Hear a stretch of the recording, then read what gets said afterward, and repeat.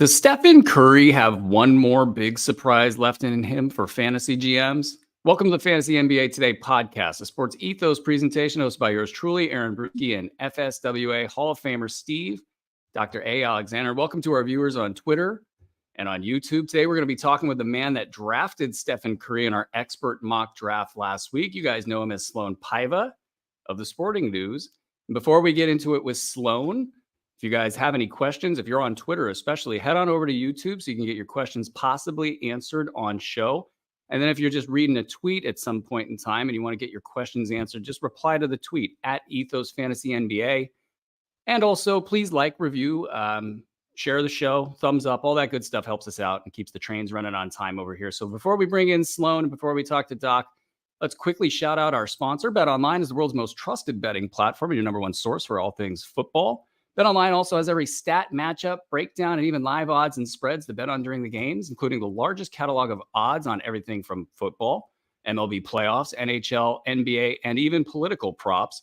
When the game's over, head on over to our online casino, get on a game of blackjack or poker, unwind with one of our over 150 slots. Head to the website today to get in the action with America's most trusted site for online wagering. BetOnline, the game starts here. All right, Sloan, great to meet you in person.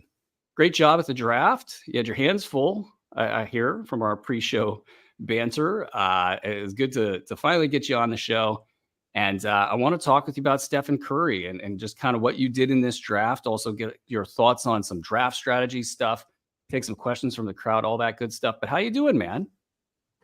Hey guys, how's it going? Thanks so much for having me. It's a pleasure. I've listened to you guys for a while, so it's great to be on the show. And yeah, that draft was a productive one for me, but also on and off of the draft floor because I had two kids with haircuts, and it was a pretty wild day, but still had a pretty good team at the end. So it's funny because I think everyday people that don't do this for a living, this is how they do it, right? They draft, they're like their buddies. Hey, you want to do a fantasy league? Okay, yeah, I'm in, but the wife this, or I have a partner that, and just everything's going on.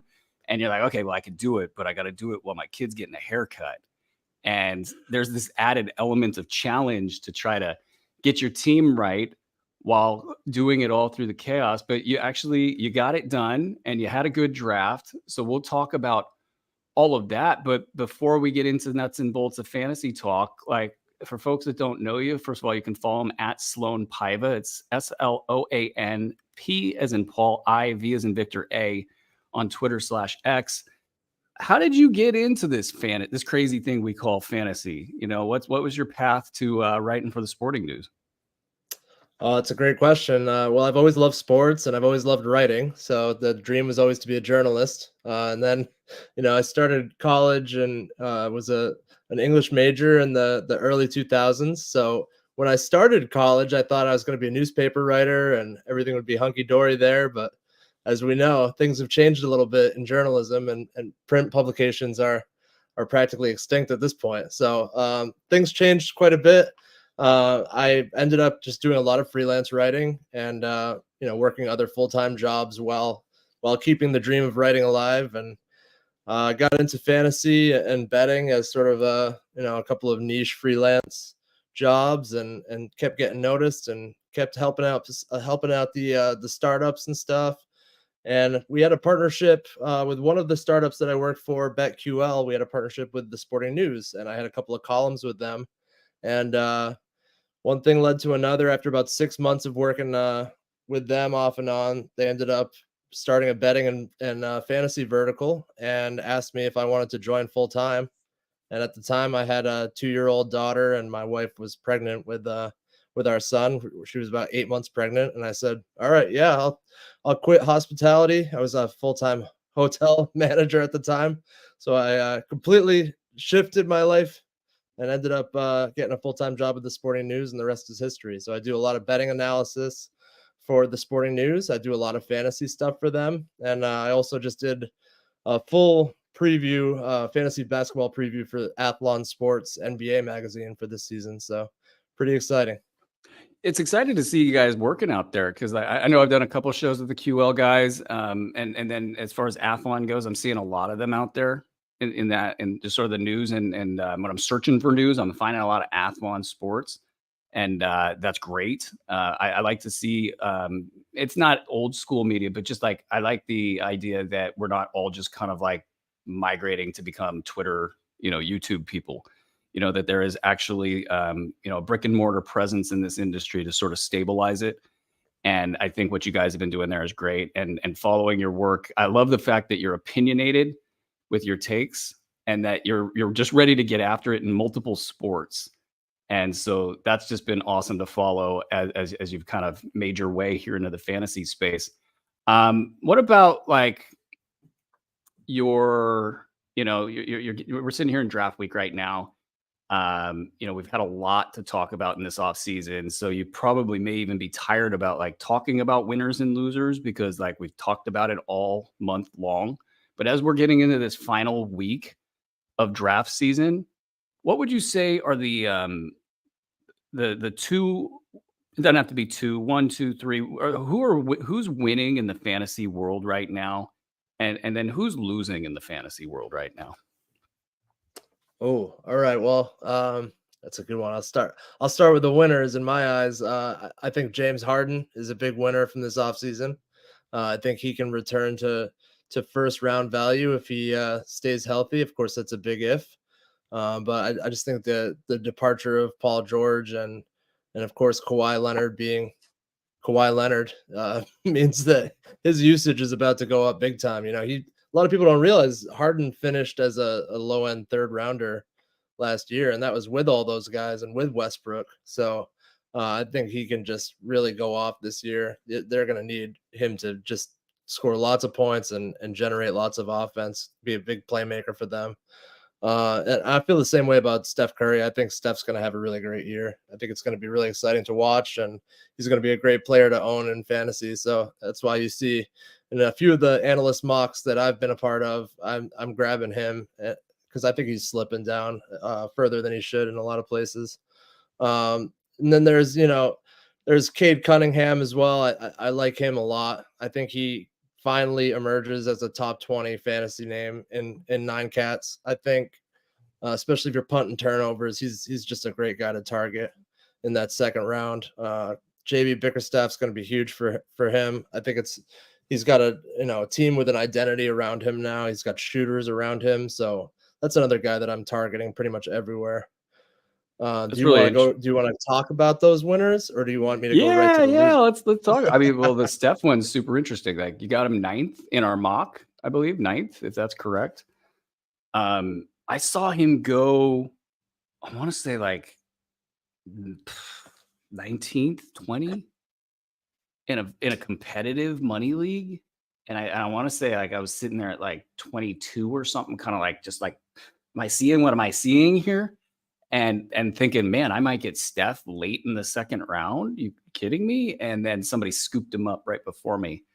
What's going on with this? Like, do you think that there's Steph fatigue? Why is Steph going so late? And then why do you like him to possibly surprise people and maybe flirt with being elite? I don't know if it's Steph fatigue. I think it's just like veteran fatigue. I think people just want the younger names and they want the guys that they think are going to break out. And but you can't go wrong with a guy who shoots threes, the volume that he shoots threes, and a guy who has the percentages, the free throw percentage that he has, and the playmaking. And the Warriors are not a bad team. I mean, this is not they might be a play-in team. They might have to fight their way into the playoffs since the West is usually so good. But they're not an awful team. So I think a lot of people think, oh, Klay Thompson's leaving. I don't think it's a bad thing that Klay Thompson left, not for Steph at least. I think that means his usage goes up, and some other players around him are going to have to score. And I think they got Buddy Hield. I think that's a great fit for them. Steve Kerr and Steph Curry will use Buddy Hield in ways that Philadelphia wishes they could have, or wishes they thought of last year. I also think Brandon Podziemski is a great player around Steph, and I think Kuminga is a hustle guy that will get a lot of lobs for them. So I don't know if it's fatigue, but whatever it is, if I can get Steph at 19, that's great. I was going into your draft thinking I'm gonna pick Steph in the first round. You know how we always have like these little personal challenges, like, well, I'm gonna go for veterans in this one, and I'm gonna go for a lot of threes and good free throw percentages and a lot of assists. So I ended up getting a ton of veterans in that build. Of course, that's a volatile strategy because if a lot of people get injured or if you have, any sort of back-to-back sitting or stuff going on there, that can hurt you. But if everything works out well, you could also run away with the championship that way. I'm going to bring in Doc. Doc's going to bring himself in. I let Doc sit in the corner too long. What's up, Doc? I was going to say, hey, how's it going, guys? Hey, Doc. I sound like a little The church mouse. Cartoon. I'm like, hey guys, how's it going? I can talk better that way. Maybe I should do that. Yeah, do the entire show in that voice, please. I'm wondering with you got Steph Curry, you got KD, you got Kyrie Irving, you got Kawhi Leonard, you even have Kristaps Porzingis. Why didn't you just throw Joel Embiid and Paul George into that as well? Just go for it. I'm just kidding. I got Anthony Davis. I can't really talk. I mean, you talk about bias. I'm coming from New England. I lived in Boston area pretty much my whole life, and Rhode Island for the only 10 years that I wasn't in Massachusetts. So I am a little biased against the 76ers. And Embiid, they've pretty much verified recently that he's going to be sitting out games, and they're not going to really go for the best record in the East or anything like that. So MVP season's not happening for Joel, and I just can't trust that body of his. We've been trusting the process too long. How worried are you about Kawhi Leonard? Well, considering I'm in a few keeper leagues and a dynasty league with Kawhi, I've got a lot of Kawhi exposure. I'm pretty worried. I'm worried about off-season knee procedure. I'm worried about if they really, really stink and he gets shut down at some point. That would be rough. But yeah, I don't really know what to think at this point because we haven't really had consistent updates. And I think we really want to have clarity on players like that, especially at that age and especially with a team that may or may not be contending even for the playoffs if things don't go well. So yeah, I'm a little worried about him. I think we're going to spin into some interesting topics here because I think a lot of people are just going to see Kawhi Leonard and Paul George and Joel Embiid and all these high, big buzzy names that have big upside and obviously tons of injury risk. They're going to pass everybody at least a round or two. You're going to have the thought, am I doing this? How much with Kawhi Leonard have you thought about the lack of a draft pick for the Clippers? And how does that interact with your expectation for Kawhi Leonard this upcoming season? I mean, there's some low hanging fruit there, but in terms of making the pick, what if he has another season where he plays over 70 games or he plays 70 games or he plays 66 games even, and they're in the fantasy playoffs? How are you approaching this whole equation with Kawhi Leonard? It's a great question. I mean, I've sort of waffled back and forth with him because he's such a dynamic player and he's got so much talent, but he can also burn you. I mean, he can easily tank your year if you put too many chips in his corner. So in one keeper league just yesterday, I changed my keeper on the keeper deadline day multiple times. I was waffling back and forth, and I ended up just deciding in the end not to keep Kawhi in the fourth round because I thought I might be able to just draft him in the fourth, even though it's a keeper and some guys will be taken in the first three. I'm just going to take my chances because I don't feel like there's much value in keeping him where I might be able to already draft him. I was in a mock earlier today just trying to prep for our conversation, and I saw him go 54th. So if he's going that late in mocks, that leads me to believe that the public is a little worried about the lack of news regarding his knee and his availability. it's not just the lack of news. It's even like when the news comes out, it's shrouded in mystery. Law Murray was on the show of The Athletic, and he saw Kawhi over the offseason. Kawhi told him everything's all good. Sure, right? Like, it's all good. Didn't play for Team USA. Yeah, procedure off season, and you might not play in any back-to-backs for the rest of your career, but it's all good. And that's what he's supposed to say in that situation, and that's how it goes with NBA reporting on injuries. I had a draft just recently where Kawhi was, and I'm trying to pull it up right now as I'm talking, but like Kawhi was available to me, and I was like, okay, am I going to go Kawhi? Actually, he's still available to me, and I'm on the clock. That's interesting. And I don't have him in my queue because I have a higher ranked player that's super. Yeah. Check the Bruski one. Well, now you got to tell us who it is. You're on the clock. I can't do it. I got to protect the paying customers. But I ended up, the decision before, which I can say because I don't think it's really breaking any news, was Mikal Bridges was available. And so I'm just sitting there. It's a Roto league. It's an 8-cat Roto league. And I'm just like, man, am I really going to go Kawhi over this sort of safer play? And I do have a question that ties back to your team from the mock that I'm going to save for a little bit later in terms of this team build. And I'm looking at my team and I'm like, I kind of like where I'm at with risk. And the question I'll ask you later ties into like how much risk you'll take on a team. And I'm like, I don't know if I'm ready to spoil it, upset the apple cart here with adding another risk guy into my equation. I just take the boring Mikal Bridges, and I did it. I took the boring Mikal Bridges. So right now I'm looking at Kawhi at 64 and laughing that I don't have the stones to pull it. But I've got a safe play that I have ranked higher ahead of him, just staring at me in my queue. So I don't think I can pull it off. At 64 though, would that be an auto yes for you guys? 4 out of 5 doctors. 4 out of 5 doctors recommend not having Kawhi Leonard on your team so that you can sleep at night. Are you the fifth? Are you the fifth doc? Where'd you get your license at? All of them. Online? University of Phoenix? Just asking. All right. Exactly. I love the people at University of Phoenix, and you guys do great work. I'm not trying to besmirch your character. Okay, before we get into our trivia. Yes, for me. I don't think there's much risk involved with drafting Kawhi 64. And if you're a good drafter, if you're good at getting value in the later rounds, I think you can make up for it. Even if he doesn't play, 30 games this season, you could still make up for it.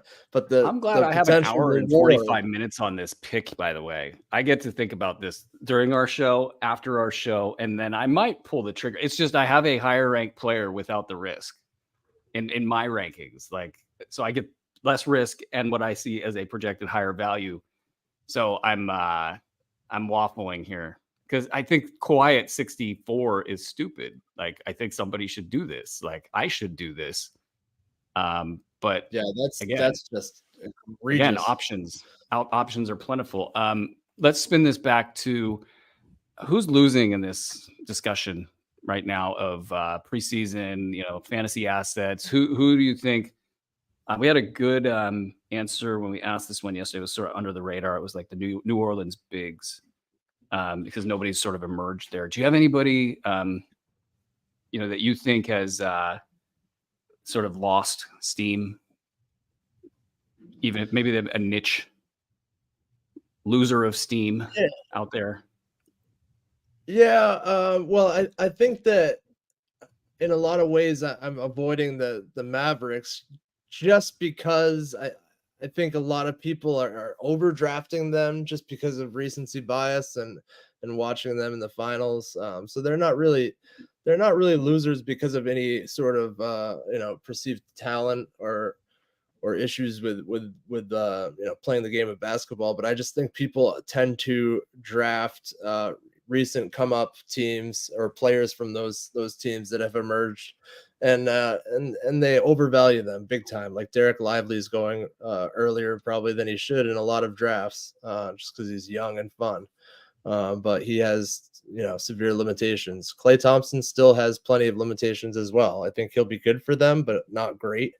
So I'm not reaching for really any Mavericks, especially considering if you look at their playoff scheduling for the fantasy playoffs, that's going to cause some problems too. So they're losers because of their schedule, and they're also losers because they're overhyped and being drafted way too early in a lot of cases. Yeah, I feel that, Doc. And you drafted Kyrie in round 3. Yeah, that's true. But like I said, I had a build in that draft where I was like, let's get threes, let's score a bunch. Let's get some veterans when everybody else is clamoring for those young guys. And so I just stuck to it. There's sometimes when I do builds, especially in free, in this case, it was a free league. So there's sometimes where I just I get my claws into a build and I just do it 100%. And that goes back to risk and reward. You say, when do you go for risks? If I have, a few risky picks in the beginning, I'll probably just go all risk, especially if it's not a huge money league. I'll just go all in on it and say, let's go, baby. Ride the wave. I'm going to make the question a little bit harder. I'm also going to point out that you made the mistake of talking trash about Doc's favorite player. Hey, I'm with him. I don't want any Mavericks outside of Luka and Kyrie. I love Kyrie. Okay. All right. I love Kyrie in the 3rd round. I think that's excellent. Yeah. I want to get. Okay, that was a question. Too, 2 games in that championship week. That's tough. I know a lot of people are really, that in of itself is its own show, probably, because I think I've heard that 5 million times this offseason. Yeah, and then well, no, I think it's a really important one because he's such a head-to-head player, and there's this one just glaring thing just hanging out there. And do you worry? Do you not worry? Do you alter? Your point about risk, I want to up the ante on that question a little bit. What if it's an important league with good money on the line? Because I had the same situation. I got a decent amount of money on the line, and I'm getting players that are risk guys, and I'm looking down and I'm like, okay, I've got my 3rd risk guy, and maybe I got to beat the field, to win the main prize or something. How willing are you to go all risk on a fantasy team? In leagues that are for big money, or leagues that I've been in a long time that are cutthroat competitive and have a lot of group chat pride at stake, I tend to not make as many risks. I tend to be a little bit more conservative and have a little bit more balance, do a little less of a hard punt or a hard hedge at any point. I'll go a lot safer in a lot of cases. I'll draft for higher floors in the middle rounds as opposed to high ceilings every round.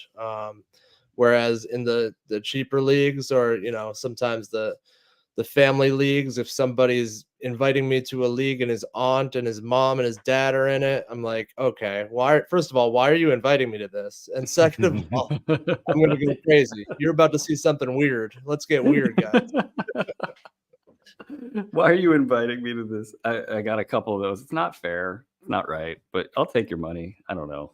I'll take the bragging rights. I'm working with a strategy. Okay, so I take the part about beating a large field, because I think when we see this in DFS, it's like, okay, you gotta, be a very contrarian lineup to win a big prize against 10,000 people or something. Take that element out of this question. In a regular 12-team league, I'm toying with a strategy of basically, if you have these risk guys on your team, do you just go all in with risk? Because being partially in makes you susceptible to losing anyway. And then you might as well just go all upside to sort of balance out that risk. And it's fascinating because there are a ton of those players available. I mean, just you go Paul George, Kawhi Leonard, LeBron James, these are the guys that all won last year. Who like Joel Embiid, obviously. I'm forgetting somebody who's super risky that's falling like a rock. Jimmy Butler. There's just these players. They're just hanging out. You can get that. You can get an entire draft of these guys if you want. Nobody's going to fight you for Joel Embiid. Nobody's going to fight you for any of those guys. And if they all even remotely hit, my God, you're just running away with it. So that's something I'm toying with. While I'm done toying with that, it's been a bit. We've taken a while to get into this. It's Ice Pick in Your Eye trivia time. Sweeping the nation, this trivia game. It really is. I promise you guys. I go first. Sloan goes second. Doc goes third. It looks like the question's already on the screen. Well, we suck at this, Sloan, by the way, just so you know. Just to set proper expectations. Though I think Doc's been improving. He's got his game face on. Look at that. He's ready to go. Nice. Not anymore. No. Oh, yeah, now he's thinking about it. Sloan, your first pick. Stephen Curry is the greatest three-point shooter of all time. Which team holds the record for most three-pointers made in a single game? So it's a team-wide effort. I think I see the gears turning in your head over there, but I go first. Actually, I don't know why I directed it at you. I get to go first. I'm not sure. Andre should have let that happen. Okay. I get to go first. The amount of three-pointers made, or not the amount, what was the team that did this? Okay. I think I remember this recently happening. I will go the Houston Rockets. No. All right, Sloan, you looked like you had it, and I was directing that question at you for some reason. You get to go now. Yeah, I was thinking. I think I remember the Bucks going off about 5 years ago, in a game. I'm pretty sure it's the Bucks. All right, the pick is in. Look at that. Doc doesn't even get shut out over there. It gets a good golf clap out of Doc. Hey, anytime I don't have to answer, I'm good. I should retire now. I should tell you that I used to host bar trivia. That was one of my many jobs before breaking into full-time sports writing. Doc, his wife Casey. Doc, you host a little bit as well. Or Johnny B's now? Not really. I just run the music. Yeah. Casey, she runs the show. That's like herding cats hosting trivia night at the bar. It's fun. Good stuff. It wasn't so fun at the end. You look like you've seen things, Sloan. I had to have like a couple of my bigger friends in each corner of the bar, like to keep people from yelling out the answers for a little bit there. One of my venues was a pretty raucous place, so it was never a dull moment. And then my wife and I started having children, and my bar trivia days were short-lived after that. It makes sense. That's a reasonable decision on your part. All right. Speaking of reasonable, I guess I can segue anything. How do you like playing it reasonably in a fantasy safe? And then how do you like upside? Are you chasing upside all the time? Or are you going to kind of just go underneath the radar and pluck all the guys that nobody wants? Yeah, I am totally fine with being boring and just crushing people with like the ugliest or most unsexy team ever. How many times have you drafted Tobias Harris in your life? He's on my dynasty team, baby. And I'm not going to be able to sell him for anything in dynasty at this point. So we're here to stay. Toby, you staying with me, baby? But yeah, I've had a couple of teams with my good buddy Seamus, who I used to host a basketball TV show with. He's always ragging on me. He always says, your team stinks. Oh my God. How do you win? How can you ever win matchups? And then I go all the way and win a championship. And he says, what is happening here? And, he used to do power rankings at the start of every season, and he would have me at the bottom of the power rankings every time, like just making me his punching bag. And I don't know if that was just extra motivation to just go off on the waiver wire and just be the best in-season game manager I can be, because I am really good at that. But yeah, I love beating people with teams that the opponent like literally hates. Like, oh my God, I hate your team. How did it just beat me? But dude, I'm sitting here looking at your team, right? We drafted the other day. And I don't even know if you have anybody under the age of 30 on that team. Like Steph Curry, Kevin Durant, Kyrie Irving, Jimmy Butler, who a lot of people like me, I'm not a Jimmy Butler guy. Then Kawhi Leonard is like, okay. And then Anthony Simons, he might be under 30. You need to kick him off your squad. Jonas Valanciunas, Kristaps Porzingis. It's just like you're very, I think, on brand with that team because you're like, hey, I'll draft boring old guys. I don't care. Yeah, it almost turned into a running punchline for me because I was, a couple times I was between somebody who was 24 and 32, and I was like, I gotta go 32 here. I don't know if it's because I'm turning 40 at the end of the year, and I'm like, here's one for the older folks. I'm not gonna say old folks, but here's one for the veterans of the world. That's awesome. What about like league? What type of league? Are you a head-to-head guy? Are you like Roto? Yeah, I'm typically head-to-head. Roto is just, it's not as fun to me. I just like having the individual matchups. I like having the chess game within the chess game, outsmarting people with the week-to-week approach, but also playing the long game. So yeah, I tend to just go 9K. I feel bad because a lot of our colleagues in the industry, they love their Roto, and I turn down a lot of invitations to their leagues because I'm just like, first of all, I have 10 really competitive leagues that I'm in already. And as I told you, I have 2 kids. So it's just, I don't want to have more than that 10. So I'm keeping it very confined. I'm trying to keep myself, to a dull roar with the fantasy so that I can have some semblance of a life. And if you stretch yourself too thin and then all of your teams start to suffer, it's a tough thing. I had 30 last year and it was crazy. And a kid. Yeah. But I digress. I'm looking at your squad here. We got Simons and Kobe White were your 2 young guys. Malik Monk and Shaden Sharp at the end of the draft. I guess RJ Barrett also. And Kongwu, he's young. You didn't have all old men there, but you got Simons and Kobe White in the middle of your draft. What were you thinking there? Those 2 players are kind of buzzy in the sense, especially Kobe White after the year that he's had. What's the thought process there? Oh, I just love Kobe White. Simons was kind of oh crap, I think I need some more points here, and I need a younger guy that's gonna be dependable to play a lot of games. But Kobe White, I think has so much upside with steals, assists, percentages, threes. He does it for me, and I think the Bulls are going to be better than a lot of people expect.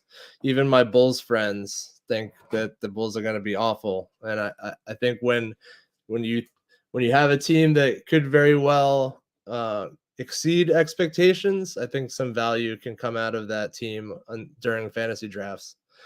So a lot of people sleeping on Kobe White. He's one of the better players on a bad team in the NBA. Did you take him over Josh Giddey, Kobe White? I think so. Yeah, and I'm sure that's that's an underrated take. I'm sure a lot of people are all about Josh Giddey, but what have we really seen from Giddey to think that he can elevate to a huge producer? I'd rather go with a guy that has shown us glimpses of brilliance and that I think has better bones as a basketball player. If the bones are good, go for it. What about you, Doc? I know you like Giddey, but like at the end of the day, Kobe White, he also powered you to a 30-deep championship. If you had the clock running, who would you take, Doc? Kobe White or Josh Giddey? I think I'm going Kobe first. Okay. And then Giddey. It's an interesting take because I don't think about a month ago you would have heard that. Not out of this group here. I don't know what we would have said a month ago. Giddey's been falling in drafts. Like he's there for the taking when I didn't think he would be. So I wonder, is that an ankle thing? Is that just like there's been too much injury news that's been going on? Because the minute Giddey got traded to the Bulls, I think everybody was like, giggity up. Like here's Josh Giddey in a kind of unleashed role. We're going to see full on Josh Giddey. I think a month ago, if we asked that question, just of the industry at large, it would just be generally the Giddey would be the pick. But something's happened. Trying to figure out where he went in that draft. I'm having trouble tracking him down. But well, we all know why. Anyway, there he is. So he went round 6, pick 1. Giddey did. I had a Kobe White at 7.4. Yeah, I in 7. I'm with you guys on the Kobe White thing. I think he should go earlier. What about Onyeka Okongwu? This is a very trendy fantasy player in general for the last couple of seasons. It hasn't really panned out for him. How are you looking at that situation with he and Clint Capella in Atlanta? It's a tough one. I mean, a lot of people have ridiculed me for taking Onyeka over Clint, but they're getting drafted in a lot of drafts. They're getting drafted within a round apart from one another. I just like Onyeka's a little younger.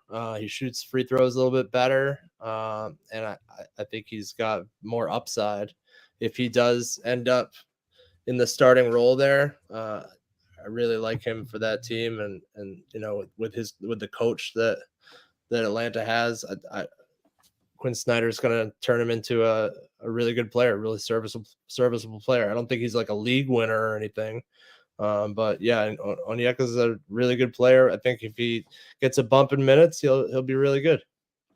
Yeah, the Quinn Snyder factor in Atlanta is something that I've been really trying to wrap my head around. We saw shades of it early on, but even then it was really hard to define exactly what was going on statistically, play type wise, however you want to break it down.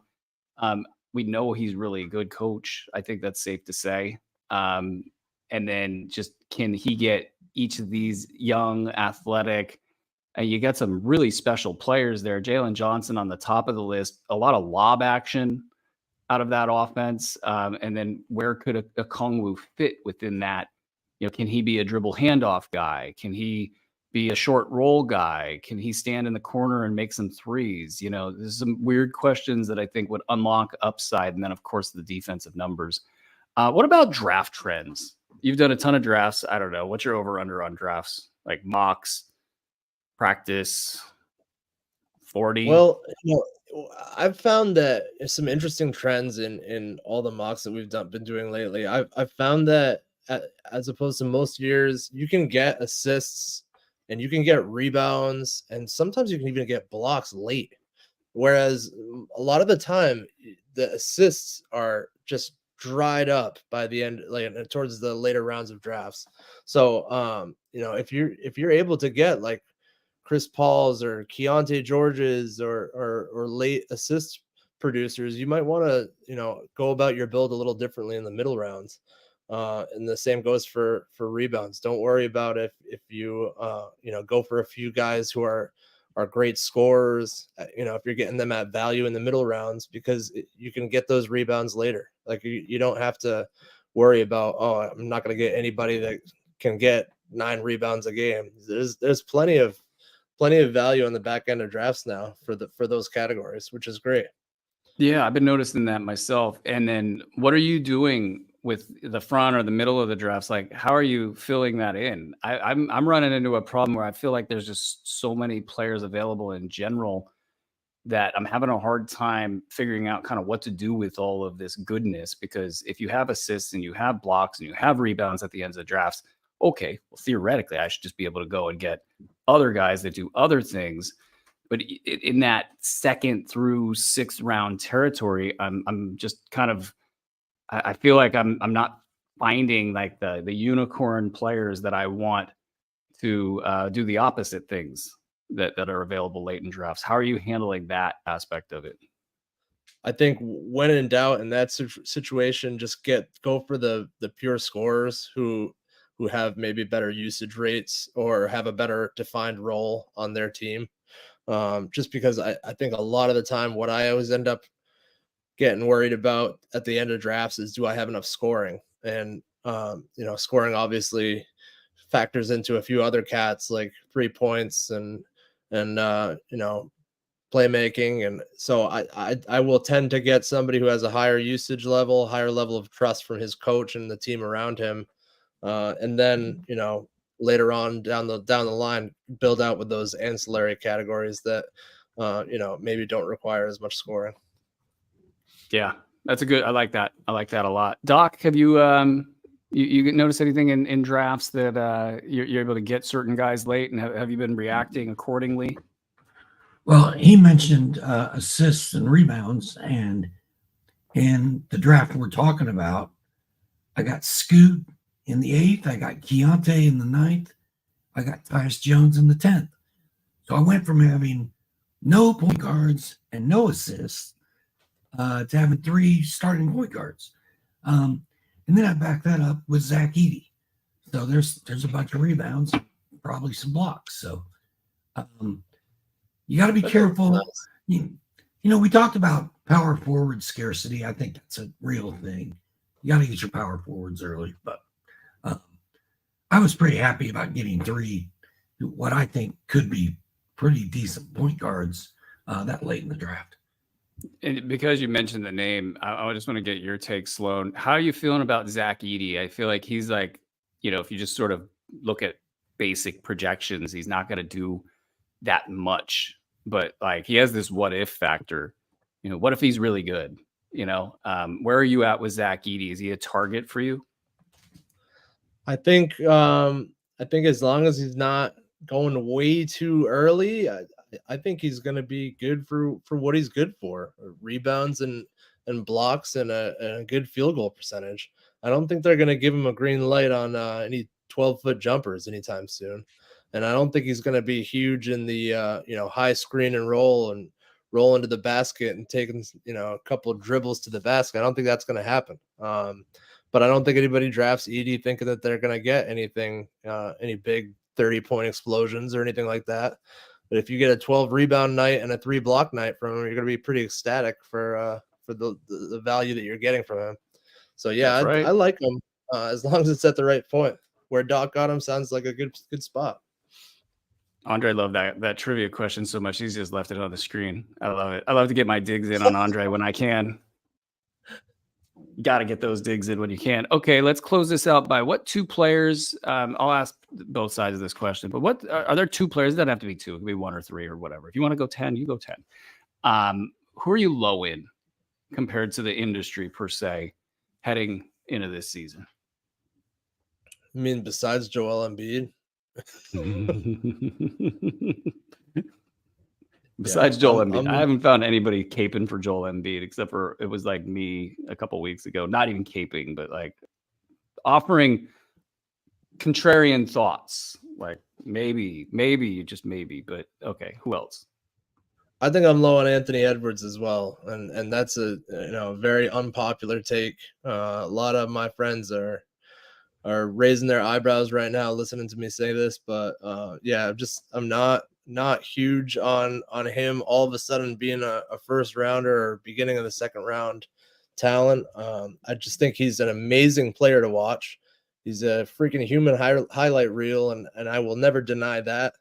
But I just don't think he plays enough defense. I don't think he's a consistent enough 3-point shooter. And I just worry that he's just not going to give us enough in category formats to justify his ADP skyrocketing so high just because he's an exciting guy to watch. So that's just how I am. I tend to not be like a bandwagon guy, the guy that produces lots of highlight reel plays and lots of cool quotes after games doesn't necessarily get on my team. As I said, I like the unsexy guys sometimes. So he's about as sexy as it gets. That's a spicy take. I mean, I know, Doc, you're all about him. I'm kind of all about him. But I also recognize, I mean, when you look at the stats, it's hard for him to climb that high. You got to have faith that he's going to do something that we can't predict or project. He's the kind of player that has that possibility. I do love the idea of fading kind of the optics game. He's amazing. I mean, watching him do the chase down block to me is my favorite, probably NBA play of all time. Just considering how crazy, like the base of his neck was crashing into the rim as he was flying at full speed. And I don't know, he might have broken a record for how high somebody could jump. If there is such a thing. Yeah, that was amazing. That was really amazing, and that was It was one also of those Go whoa ahead. moments. Yeah. I was just gonna say that was one of those whoa moments, like, oh my god. But then you look at his per 36 numbers, and he averaged a half a block per 36. So a lot of people think, oh, he's gonna rack up all these blocks, but I don't think so. You're sure, right? Yeah. It was also amazing that I got him with the 8th pick in the second round in a 12-team league. That's a really, I think at that spot, it's like, that's easy. But then what I would like to see out of him, his rookie season, he said, I want to lead the league in steals. And he wasn't really known for that, coming out of college. And maybe he was, I don't know. But like, he was brash about it. And then he's like, he had a good number that year.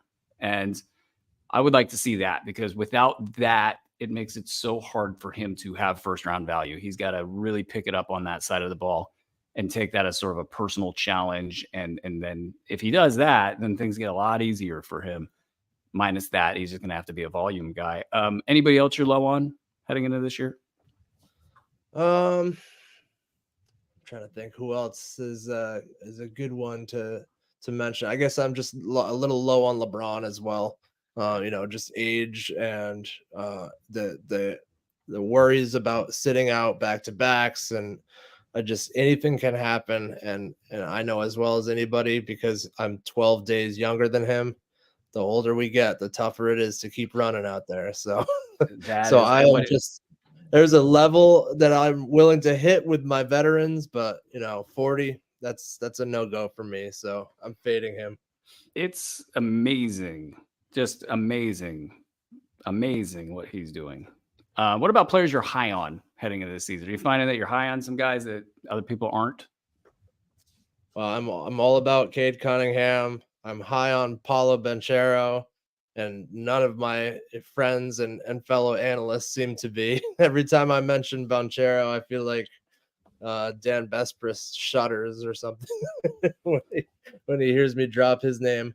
But yeah, I like the potential, the ceiling there. I think they're building a great team around him.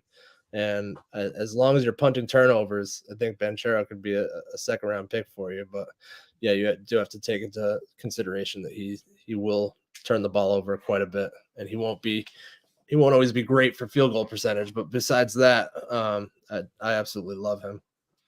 Rick Campbell is on board with that. I'm very much in the belief that he's going to show some sort of uncoverability, for lack of a better term, that will be something we can't really predict what the shot attempts are going to be. 20 is a lot. I think I have him at 19. It's a lot.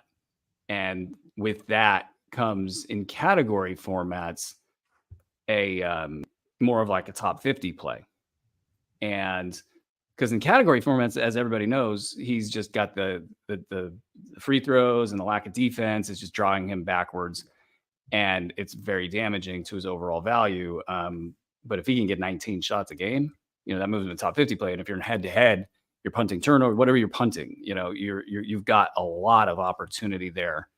And so I'm not anti-Banchero at all this season. He does go really early in drafts, because if it's the more public the draft, the more likely they're just going to hang on to that name value and almost just like blindly take him too early. But in more competitive leagues where people are fading him, I think that's a really interesting play. Who's the other one that you said? Cade. Cade's an interesting one. Yeah, we talked about Cade a little bit, and then I also love Scotty Barnes. I just think those are two guys that are like just balanced, all around good basketball players. And if their teams around them shape up a little bit and things work out for both of them and they stay healthy, I think those guys are definitely all-stars this year, and definitely fantasy all-stars. both really, really exciting to watch too. So I love guys that just play the game well and seem to, constantly take steps forward. So Scotty's those are interesting because the beat writers out of Toronto were like, "Oh, Scotty doesn't look good," in like game 2 of the preseason. They're like, "Oh, he's dragging ass," kind of a deal. And then he just came out this last game, and I think it was like 21, 8, and 9. Some massive number. Did extraordinarily well, and he's a guy that's sliding deep into the second round, and that's kind of surprising to me. I mean, I get some of the risk Is on he? like. He is, yeah. Dude, he got the early second every draft I'm in.